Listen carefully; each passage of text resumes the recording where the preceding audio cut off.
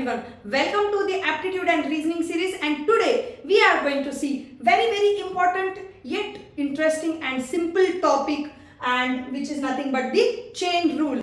Maximum number of questions which are asked during the competitive exam in aptitude section are with the help of this chain rule. I am going to tell you one very simple trick to solve all the examples by using chain rule. Okay, let's quickly get started with the basic concept. Okay, so you only need to know two things here which are very simple. Okay, there is something known as directly proportional and inversely proportional. You might be knowing about it, right? So suppose there are two factors, I mean there is going to be some relation between these two factors, right? So if one is increasing, the other is also increasing, then in that case that is known as directly proportional. Correct? These two are directly proportional to each other. Correct? Now inversely proportional means there is some relation between these two factors, but if one is increasing, the effect of that is the other is decreasing. Okay, so that is known as inversely proportional, right? They are not going in the same direction, they are going in the opposite direction. So that is known as inversely proportional. We will see all of this with the help of examples for your better or easier understanding. Let's quickly get started with the examples directly. In this lecture, we are going to cover the 5 different types of examples so that you get the overall idea. And yes, this concept is very much important from exam point of view. So pay attention. Let's quickly get started with the first example now. The example is already flashing on your screen, right? First one is going to be very easy, yes, to start with. So if 15 toys cost rupees something, but then what do 35 toys cost? Now see, firstly you have to identify those two factors, right, which are related to each other given in the example. So here they have given is like the toy and then its cost, correct? So two factors given here are toy and cost, correct? If number of toys increase, cost will increase, correct? If number of toys decrease, cost will decrease, correct? If, for example, if one toy is for 10 rupees, 5 toys are going to be for 50 rupees, correct? So if number of toy increase, cost is increasing automatically. So they are directly proportional to each other. Yes, they are directly proportional to each other. How to write it down? I will tell you from this example only. Whatever they are asking in this question, they are asking the cost, right? So whatever they are asking, you have to write down that factor on the rightmost side. Okay, then just draw one line here. Okay, and then the remaining factors here on the left hand side. In this case, only one factor is given, right? Only two parameters or two factors are given. Now let's look at the numbers. What are the numbers? 15 toys cost 234. Straight away write it down. 15 toys cost 234. Yes, and they are asking what do 35 toys cost? So 35 toys cost X. Yes, then the cross multiplication of this, meaning that 15 into X equals to 234 into 35. This 15 comes here in the division. So now that becomes 5 3 15, 5 35. Now is this divisible by 3?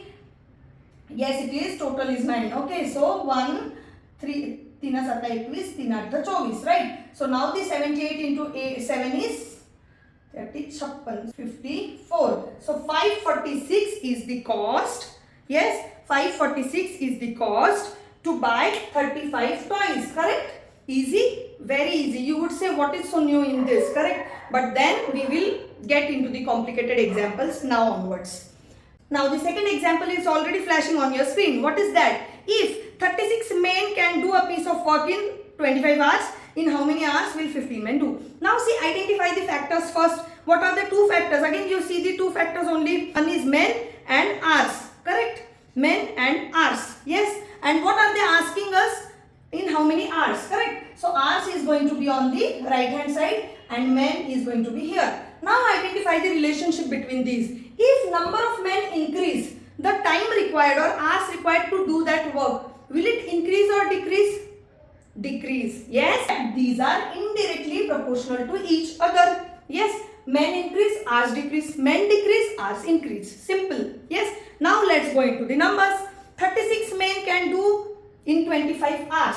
Now as this is indirectly proportional to each other, we are not going to write down 36 men as it is. So we will write it down 1 upon 36 because those are inversely proportional. Yes. Can do the piece of work in 25 hours as it is. Don't write both 1 upon, otherwise the effect is going to be same. Yeah. So inversely only one, anyone would do. For simplicity purpose, we will always write down 1 upon for inversely proportional or for the left hand side. Yes. Okay. Now what is the next condition? In how many hours? 15 men. So 15 men and how many hours is x hours. That's what we are supposed to find out. Again, take the cross multiplication. So this is going to be x upon 36 equals to 25 upon 15. 5 3 15, 5 5 25. Now this 36 goes here, so it goes here for multiplication. Remove it from here. 3 1s are 3, 3 2s are 6, 12 5 60. Yes, so 60 is the answer. 60 hours are required. Correct? So now you observe, you see the answer, how it is inversely proportional is happening. When there were more men, it required less hours, but then the men are reduced from 36 to 15, right? Almost half. So the hours required increased, right? Because those are inversely proportional to each other. Easy up to this? Yes. Now let's see the next example, which is going to be little bit again different. Okay, third example, which is already flashing on your screen. Yes. If the wages of 6 men for 15 days is something, then find the wages of 9 men for 12 days. Identify the 3 parameters or 3 factors given here. One is men, days and wages. Yes. What are they asking? Wages. Correct. So wages we will write down on the right hand side. Men and what else is given? Men and days. Correct. So men and days we will write down on the left hand side. Let it be like any numbers. We are not going into numbers right now. We first have to identify the relationship between these. Correct. So we have to identify relation between men and wages and days and wages. Got it? Not necessary to find out the relation between these two. Whatever is there on the right hand side, you have to identify the relation with that only, with that parameter only. If men increase, wages would increase. Correct? If men decrease, wages would decrease. Simple. Right? Wages is nothing but salary. Correct? If more men are there, more salary is there.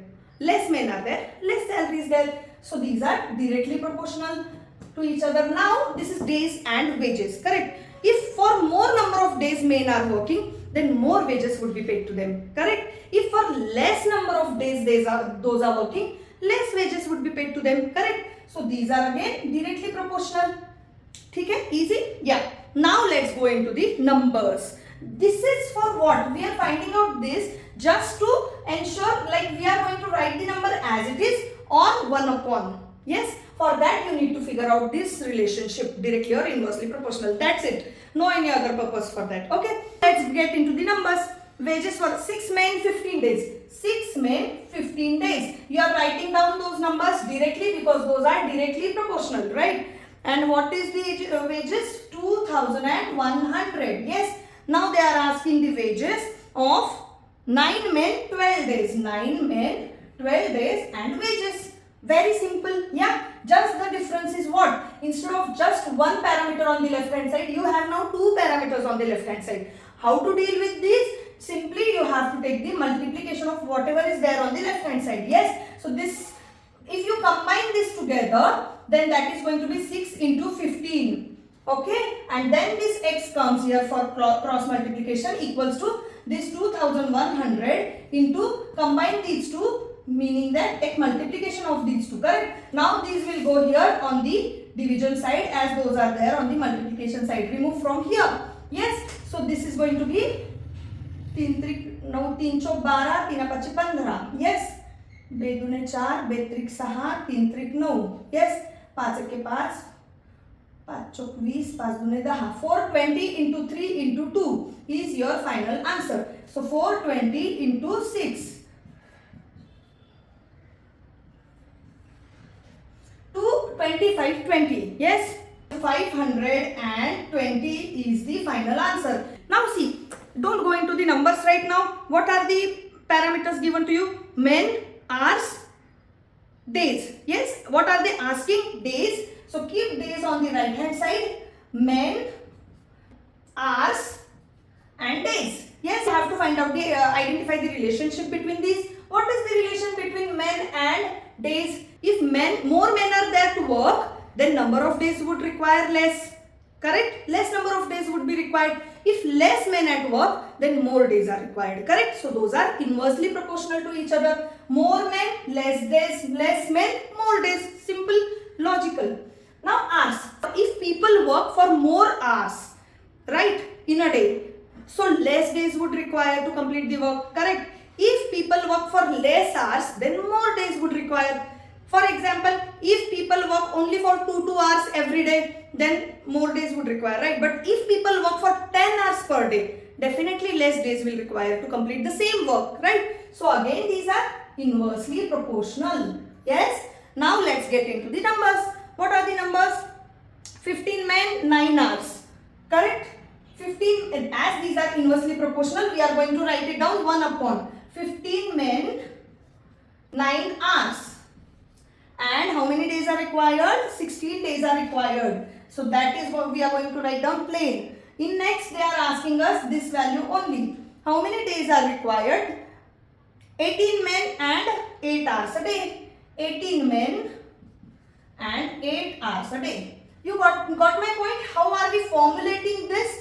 This is very easy, and this is the only part you need to understand, right? The after part is very easy and just some calculation. Correct? Now again take the cross multiplication of this. So this complete term would you can combine together by taking multiplication of whatever is there in left hand side. So that becomes x upon 15 into 9.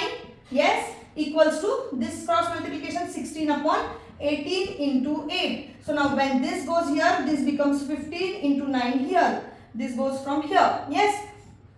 What is the answer? 8 2s are 2 9s are and 9 9. So 15 is the answer. Yes. So 15 days are required for 18 men to work 8 hours a day. Now please pay proper attention to this example. Example is already flashing on your screen. I am going to give you a very much shortcut and perfect trick or magic trick for this. Okay. This example looks very difficult and students usually skip this. Trust me, you don't have to skip it at all. Okay. Let's get started. A contract is to be completed in 46 days. Okay. And 117 men are set to work, each working 8 hours a day. Okay. After 33 days, some work is completed. How many additional men may be employed so that work is completed in time? And given some hours. Okay. Hours are changed now. Okay. Now identify the parameters or factors given to you in this, right? They are asking you men, right? So men you are going to write down on the right hand side. Yes, men would be here. Correct? What else they have given you? Right? They have given you days.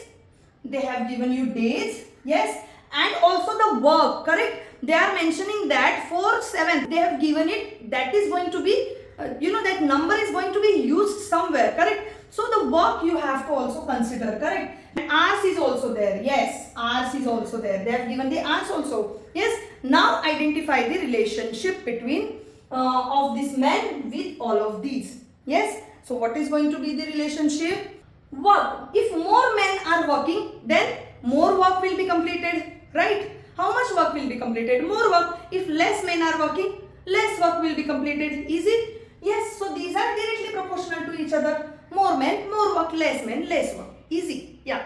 Now next. If more men are working, less days are required to complete the work. If less men are working, more days are required to complete the work, meaning these are indirectly proportional to each other. And then the hours and men. Days and hours are almost same. Correct? If more men are working, less hours are required to complete the work. Correct? So these are again indirectly proportional to each other. What are the numbers they are saying? Right?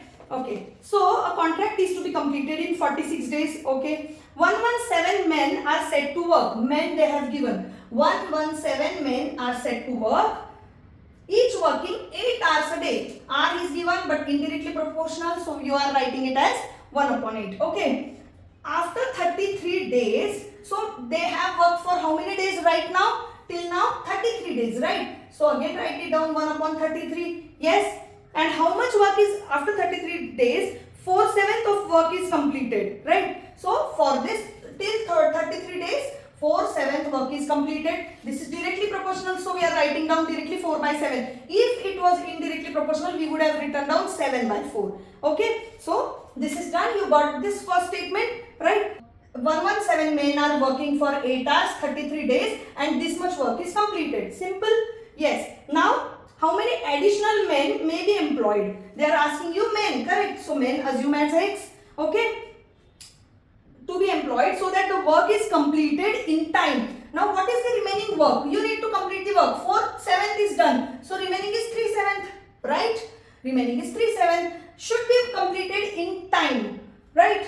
Each man now working 9 hours a day. Each man now working 9 hours a day. So 1 by 9. Yes. Initially they are saying that contract is to be completed in 46 days, right? 46 days is the total timeline. And this is the criteria for 33 days. Already 33 days are passed.